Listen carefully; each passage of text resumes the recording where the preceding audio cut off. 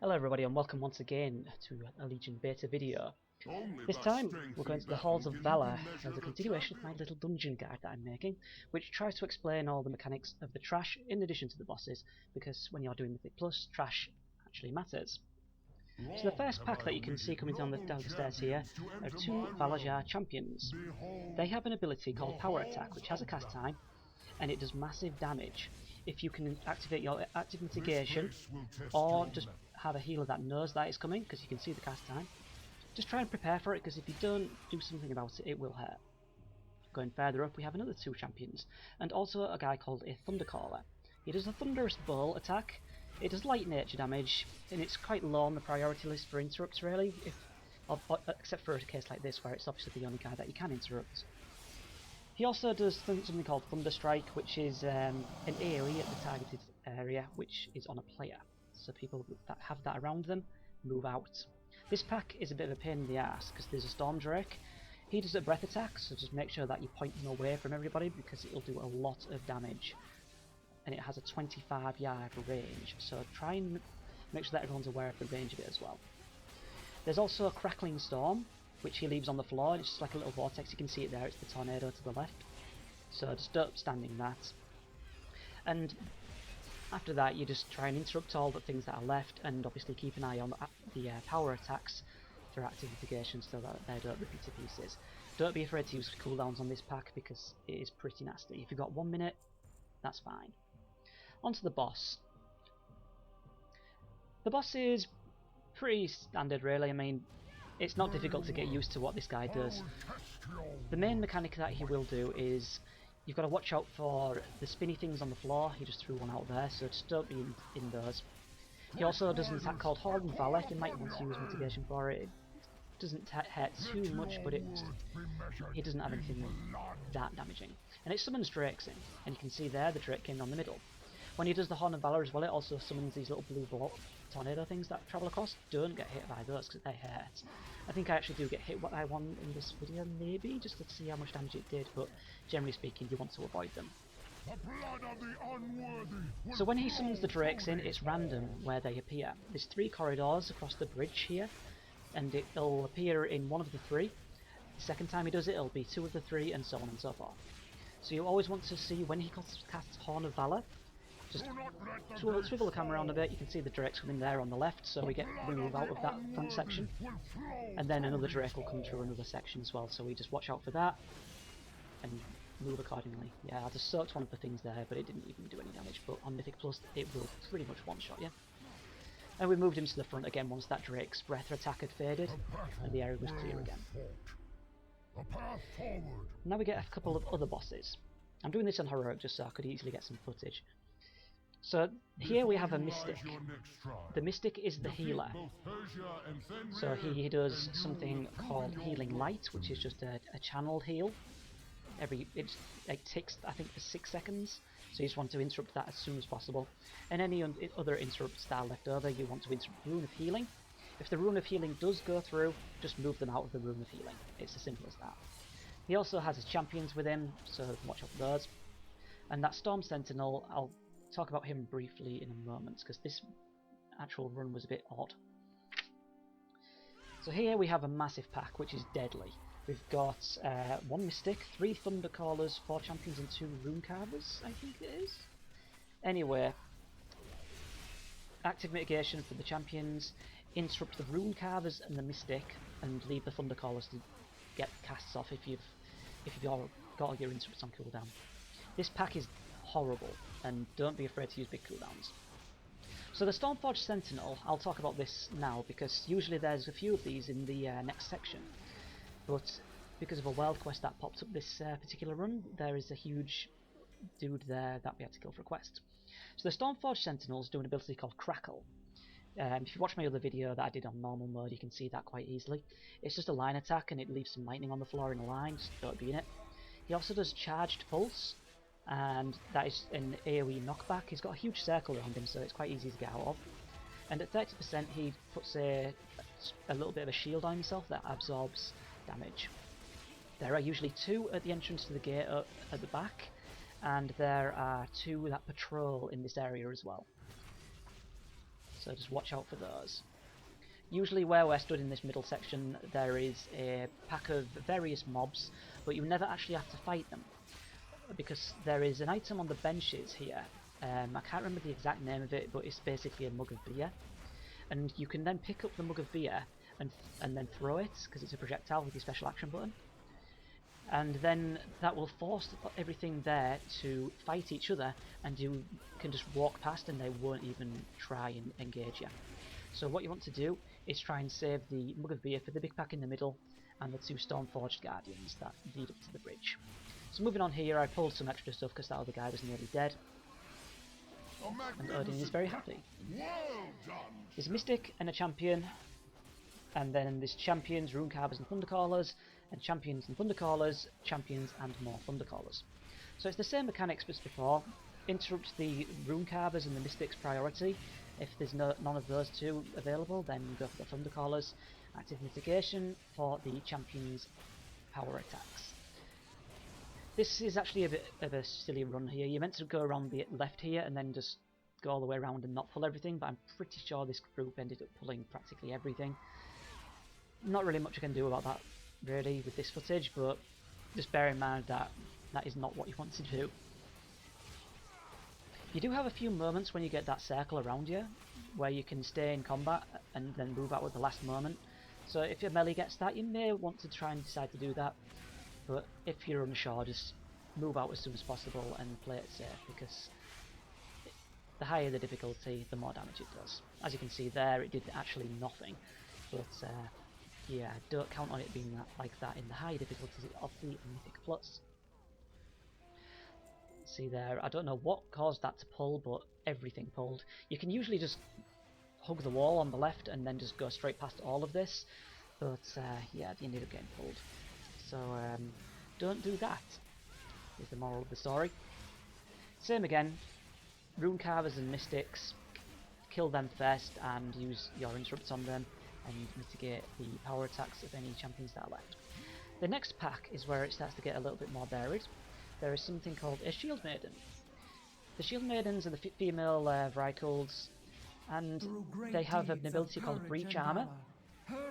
Breach Armor is quite light damage, but it also shreds 20% of your armor. The one that you really want to watch out for is Mortal Hue. Mortal Hue is a stationary cast attack, which you can outrange. If it does go off and hit you, it does quite high damage, and it leaves a Mortal Strike debuff on you. It's also a cleave attack, so try and make sure that nobody's in front of it. It's quite easy to outrange it by walking, or if you really wanted to, leap. This group here, the priority straight off the bat is to interrupt the guy on the top. That's what I did there. He does, he's called a Purifier. He does an ability called Cleansing Flames, and it does quite high AoE damage, and it's channeled, so you want to interrupt that really, really quickly. Besides that, you've got the 3 Shield Maidens, so just try and make sure that you keep outranging the Mortal Hue, and if Breach Armor comes up, you're just going to have to deal with it. Moving further up, we've got another 2 of these Shield Maidens, and also an Aspirant, which is the one in the centre. The Aspirant has an ability where it leaps to a random target and does an AoE with a 5 yard range. So try and stay loosely spread. It also does Blast of Light, which it just did there. It looks in a certain direction and then channels the attack, and starts casting it, and when it goes off it does massive, massive critical damage. But because it's a line attack and it points in a specific direction, you can just not be in the line that she's facing and avoid all the damage that it will do. Onto the 2 guys here that come just before the boss. You've probably seen it before. They do Thunder Zones and Sanctify, so you stand in the Thunder Zone. You stay loosely spread when it's not in the Thunder Zone, because it does kind of like a Chain Lightning kind of attack. So I believe it's called Arcing Bolt. So try and stay loosely spread for that, and then stand in the Thunder Zones when he casts that. Once you kill this one, you'll move over to the other side of the room where the other one is waiting. The other one has a cast ability which you can interrupt and should interrupt. I forget the name, but it'll cast it in a second, in addition to the Sanctify. Where is it? Come on, tell us what it's called. There we go. Searing Light. So interrupt that, and when it does Sanctify, you you want to get out of it. If you ever played in Heart of Fear and did Attenuation on the first boss in there, it's pretty much exactly the same. So you'll move out and it'll start throwing all these lights kind of things around, so don't get hit by those. If you do get hit by them, everybody will take damage, so it's pretty important that you do not get hit, because it hurts everybody. And even more so on the boss, which copies these abilities of these two guys here. So they go down, and then you get Herja, the boss itself. So Herja empowers herself based on the beams that channel into her.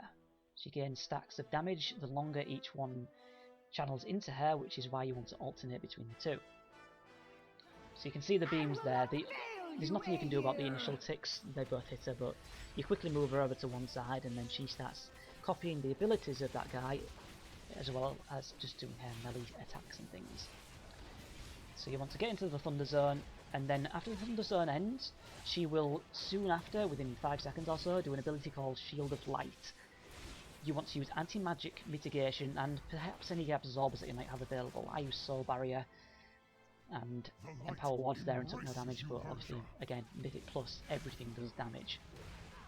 So Expel Light, pretty simple, targets people, move out with it. And Sanctify, just use range attacks as you back out and just try not to get hit. So I'm just standing back, throwing my glaive until the channel ends. And then she'll do exactly the same thing as before, where she will do Shield of Light. So you want to point her in the direction to the other side, so you get punted over there, and use your relevant mitigation tools to reduce damage taken. It's quite nice to be able to use the punt to get quickly across to the other side, so then she doesn't quite take as many stacks from the other side. Something for everybody else to be aware of though, it is a line attack, just like that Valor Aspirant thing. So everyone that gets hit by it will take the damage, so make sure that none of your ranged, melee or healers are in front of it when it goes off. I have failed you. So now we backtrack and go back to the other side. So if you have any speed boosts, now's a good time to use them, because you know it's not massive, but you know you get over there quicker, you save some time. You can see just there, as I passed it on the table, there was a mug of beer. It's got like the sparkly things on it, so just be aware of those. For the later part, I'll go over it again when it actually becomes a relevant thing, even though the particular mobs that are affected by it do not matter in this particular run. So there's a marksman here. Marksmen are the female Vrykles with a bow. They do like a disengage ability. I think it's actually called Leap to Safety. She did it into the wall there. When she does that, she takes 25% less damage for 6 seconds, so you want to probably switch to a different target during that time. She also does Snapshot, which is high physical damage. Try and use mitigation for that. And Penetrating Shot. Penetrating Shot is massive damage, absolutely massive damage, but it's also a line attack, so just don't be in front of the direction she's facing and it will not hit you. It also ignores all armor, so even bear druids get shafted by that one. Back to these guys, same mobs that we've seen before. There's nothing that we haven't already seen now except in the Fields of the Eternal Hunt. So you want to keep on interrupting the rune carvers, mitigating the champions, same old stuff. Move out with the thunder thing around you, and don't stand in the penetrating shot. The snapshot you can't really do much about, like I say, just use mitigation for it. You may even want to target her down first just so that the nuisance is dealt with, and maybe even go for the caster last because you can just interrupt most of his stuff. Moving forwards, you hug the wall here near the barrels so that nothing else gets pulled, and you move into the next zone, which is called the Fields of Eternal Hunt, and it's a nice outdoor area with all sorts of stuff. The moment you arrive, to the right, soon after, a dragon will spawn, so don't head to the right and pull the dragon. You need to be following the tracks on the floor here, and that will tell you where Fenrir actually is. If he's on the left, you have to go around the bears and kill him over there. If he's on the right, do what we're doing now, which is to kill this yak. I believe someone else pulls another yak for no reason whatsoever. Kill this yak, and then you can actually take a little shortcut across the water, and that completely negates a pretty nasty pack that you would otherwise probably pull. There may be a better way to do this by going on around the shore, but I just go across the water. It's not like it's a huge problem. So once the yak is dead, we will use our water striders. If you've got a shaman or a death knight, you can get them to help you out if you don't have a water strider yourself. So you mount up and go across here, and then turn right, and then Fenrir, if he spawns on the right, will be over here. If he spawns on the left, like I said earlier, you just need to follow the tracks to the left. You may need to kill a bear or two along the way. It's unfortunate, but you've got to clear the path. But when you actually get to Fenrir, whether it's left or right, the mechanics are exactly the same. So everyone arrives, and I jump in and engage Fenrir. So the main thing that Fenrir does in this phase, before he runs away again, is he does the howl attack, which is just damage, honestly, and he does the leap attack. So if anyone gets targeted by a leap, they need to run out, really, because otherwise everybody that he lands on, just like with the guy in Blackrock Foundry, that Beastmaster, he applies a bleed to everybody he lands on, which obviously the less people that happens, the happier the healer is. And that's kind of all he really does in this particular phase. You take him down to 50%, and then he'll get all scared and run away back to his den. So you follow him around, and now you're following the blood trails as opposed to the footprints. You will need to kill some wolves here. It's up to you how many of them you kill. Depending on the group, you may not need to kill any necessarily, but it's probably best to. They are actually quite annoying, as it turns out. They have a buff that they give themselves, where it gives them more damage the more wolves are actually around. They have a ferocious bite, which is medium to high damage, and they also have a leap attack, which does a 4-yard AoE at the target they leap at, so try and stay loosely spread. Regarding the yak or bull, or whatever it was called earlier, they are actually quite dangerous. They have abilities called Piercing Horns and Rumbling Stomp that actually do massive damage, and you will need to mitigate those. They also enrage with a 30% attack speed and 10% damage buff, and the bears have an ability called Rending Claws, which is an instant, and you just need to keep mitigation up all the time pretty much, because it's really dangerous and you can't see it when it comes in. Back onto Fenrir at 50%, he has the same abilities again, except this time when he does the Unnerving Howl, it summons 3 wolves. So the wolves just taunt them, throw things at them, just get aggro in any way you can, and cleave them down. He also has an ability where he fixates on a person, and then runs at them. If you have a paladin with Blessing of Perception, it's fantastic. Try and go in the direction that you cleared the path with the wolves, unlike this idiot here who actually pulled an extra wolf back by going a completely different direction. And in addition to that, he has the same bleed attack where he does the leap. And that's about it, really. He's not too troublesome. He's quite simple to deal with. And he is the third boss in here. It's actually quite a big dungeon. As by the length of this video, you can tell how long it can take. But you do get quite a lenient timer in Mythic Plus. I believe it's 40 minutes when it first starts out. So when Fenrir dies, just go back to kind of the way you came. So try to make sure that you don't actually pull anything extra, because that would be bad. And then you will arrive at the point where there is normally, if that world quest wasn't there, a huge pack of things.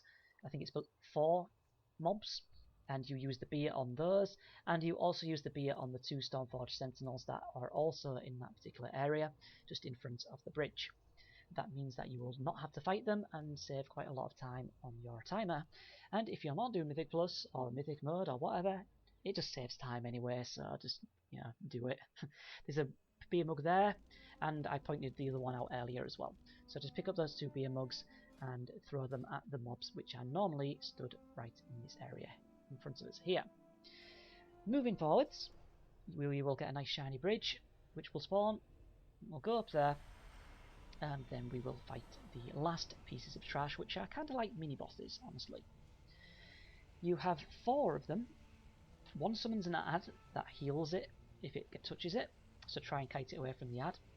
1 held a dagger at a random target, doing a Mortal Strike debuff, so something for the healers to watch out for. Another one does something called Sever, which is actually massive damage and increases damage taken, so you need to nuke that down. And another one has Unruly Yell, which is quite high damage, and an interrupt to anyone casting, so it interrupts that. I think the best order to do it in is the one at the front left, the one at the back right, and then the last two always spawn together. So while we're waiting for the other two guys to arrive, because they're delaying for some reason, let's see what else we can say. So the way that you actually aggro these guys is you just right click and talk to them. It's quite simple really. Regarding the ad that spawns, try if you can just to CC it. Like a monk can paralyze it, a mage can polymorph it, and that way you just don't even need to move, you just CC it and just put all your damage into this guy as opposed to trying to kill the other one or move around awkwardly or whatever. As you can see there, it did get paralysed by the monk, but then somebody broke it. So we move away, and then it'll never touch him, and he never gets the 10% heal. They're not that bad, really. The only one that really hurts is the last two, because these guys actually gain the abilities of whichever one is previously killed. So this guy is going to have the Call Ancestor and the Wicked Dagger that he normally starts with. So you've got two things to watch out for now, and then in the next one you'll have three, and ultimately the last guy will have all four abilities. So just try and nuke them down pretty quickly. You can tell by how long this is taking to get a rough idea on which cooldowns you might want to be using.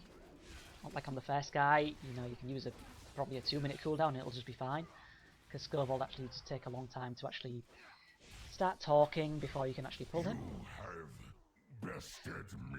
So now we have these two guys. These ones have the Unruly Yell and the Sever ability. So you need to try and get aggro on them quickly as a tank, because they spawn quite, not necessarily far away, but you know, just need to get aggro quickly. So the best thing you can do is actually to kill them probably both together, honestly, because then you don't have to deal with the abilities getting transferred onto the other guy. I believe we do actually manage to cleave them down quite evenly in this pull here. So keep watching out for the ads, keep watching out for the Wicked Daggers, the Unruly Yell, and the Sever ability. So what happens now is the Aegis will spawn. It'll just be at the front here somewhere. Loading, I'll throw it down. There it is. So as the tank you want to pick this up. During this pull someone else picks it up and doesn't even know how to use it, so it looks a bit awkward. So please forgive them, I think it's the Paladin. So Scovold, he does this little speech, and then he will eventually pull. So I'll let Hoodin and Scovold have their little conversation. If these false champions will not yield the Aegis by choice, then they will surrender it in death. Give up the Aegis or die. So Scovold, he does have an ability which you need to actively mitigate, otherwise it'll put something nasty on you. I honestly forget the name of it. When he casts Ragnarok, use your extra action button if you have the Aegis, and it will put this barrier up, making you immune to all damage taken, and you can just freely DPS him. Everybody needs to get to him. Savage Blade is the ability that you need to have active mitigation up for. I believe it's a bleed that he puts up if you don't have active mitigation. So Scovold will then pick up the Aegis himself, use it, and start summoning little fire elementals. So kill all the little fire elementals, and then pick up the Aegis because he drops it here. So you do have quite a bit of time to do it, and I would have picked it up, but somebody else does. Just keep active mitigation up for the Savage Blade, and yeah, just keep on tanking him, DPSing him, and healing everything he does. When he eventually casts Ragnarok again, use the Aegis. And he obviously uses the Aegis when he has it.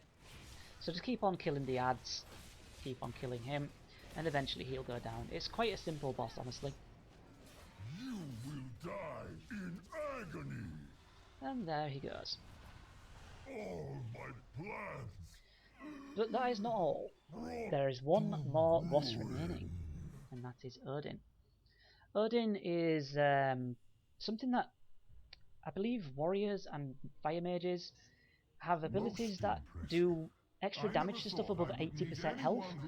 If you have a respect tome on you, now is the time to use those and do that, because he ends combat at 80%, so if you have abilities that do more damage such as that, this is a good fight to use them on, just like Helya. So after a brief introduction, you will be able to interact with him and tell him to attack you, and then the fight will begin. My Valor, go now, my champion. So Odin doesn't have any terribly difficult abilities to deal with. The main things he has is the swirly on the floor, just like this. So don't be in the swirly. When it spawns, three little light orbs form out of it, and if you get hit by one, you take damage and get stunned for a long time. So don't get hit by them. This ad that he summons is a big deal. Every time he casts and gets a successful cast off, his casting speed increases. You need to kill it ASAP. It's your priority target. If you can use the Sigil of Silence or any other interrupts that you've got, just make sure he never gets a cast off if possible. And then another ability he has is Detonate Spears, and when he does that, the 3 shiny orbs spawn from every spear he has summoned. When he brands you, look at the colour of the brand you have and go and stand in that rune colour. You'll then turn into a little Valkyrie, and you'll get enhanced damage and survivability and healing and all that good stuff. Obviously this circle that he does is a simple don't be in the circle, so use whatever movement speed you can just to not be in it, and then charge back in. And that's all there is to it. Just keep on killing the ads and don't stand in the swirlies. And watch out for the orbs of light. And that is Odin in a nutshell. Truly remarkable creatures. The Halls of Valor is one of the longer dungeons, and it's one where the trash is really unforgiving. Them power attacks and the marksmans and all the various trash mobs that exist in this dungeon are actually a lot harder than any of the bosses. So be prepared for them, and you will do just fine. So yeah, that is the Halls of Valor. I hope this was informative, and if there are any questions you have, I will try to do my best to answer them. So thanks for watching, and goodbye.